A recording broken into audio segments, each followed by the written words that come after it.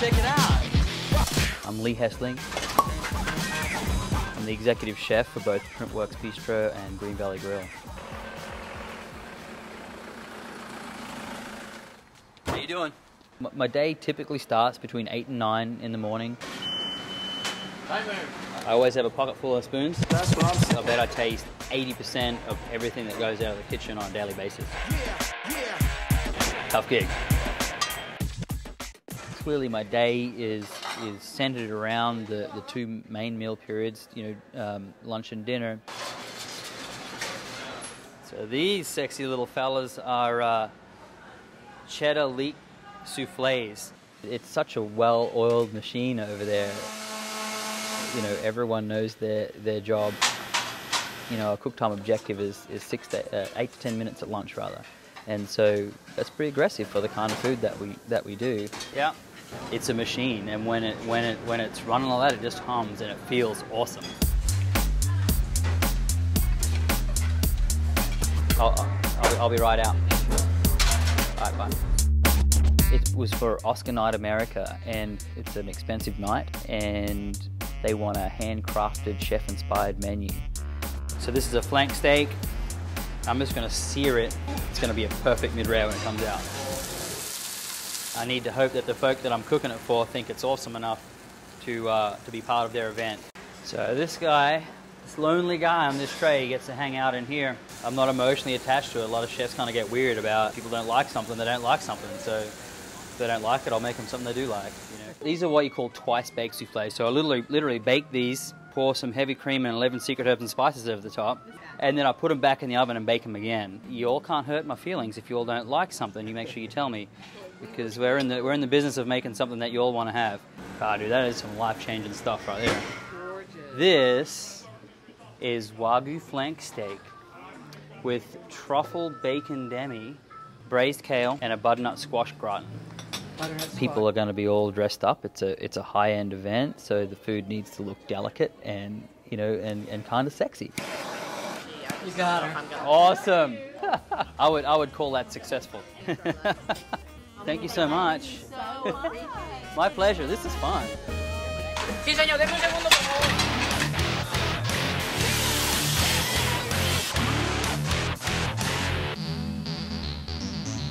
That is delightful.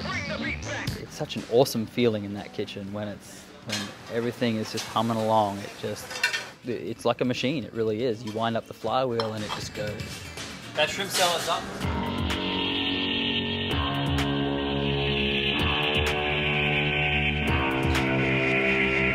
It's a BYOB, which actually stands for Build Your Own Bordeaux. So it's a wine blending dinner. This is a 4-course dinner. Just let that be his bag. There was definitely a level of anxiety. I served foie gras, which is, goose liver, for 75 people.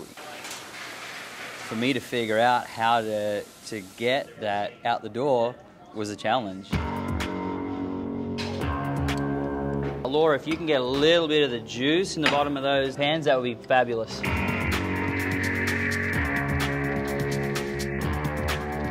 There's 80 people out there that I don't want to let down. It's a true art to figure out how to prepare something to a stage. It's about staging.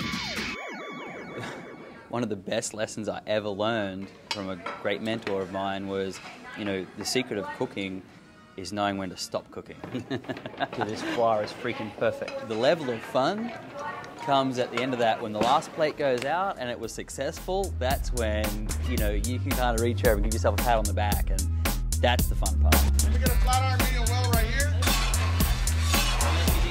This is Hassan. Hey, Hassan, wave. Hassan is awesome.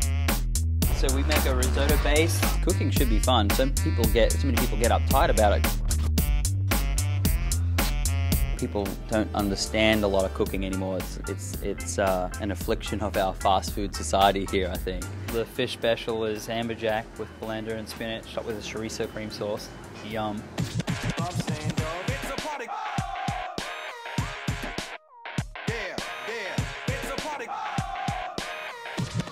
We are in for a really cool class. I want people to feel like they're at my house. We are going to do a citrus seared tuna, okay, with avocado butter. What?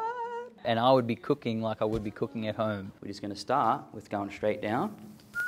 It's really geared for anybody who wants to get a cooking class out of it. I'm just going to straight down. And it's geared towards people who are just there to enjoy some good food, have a little bit of a show. Yes, ma'am. And drink some wine. I'm going to need another one over here. I deliberately make it fun. I throw some technical stuff in there, but not too technical. You go by a microplane, just to, so the folk who are there to learn something get to learn something.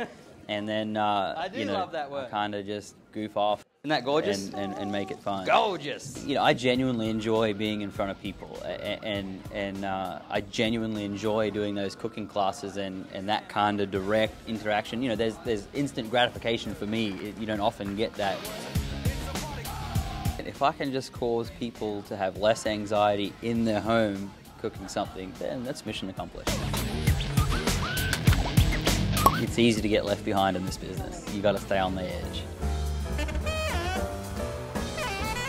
We have business travelers who may have been in New York yesterday, maybe London the day before that, maybe Paris the day before that. The menu needs to reflect a level of culinary interest that would satisfy those folk, but also the folk who want to come here and get a burger and fries before they go to the movie.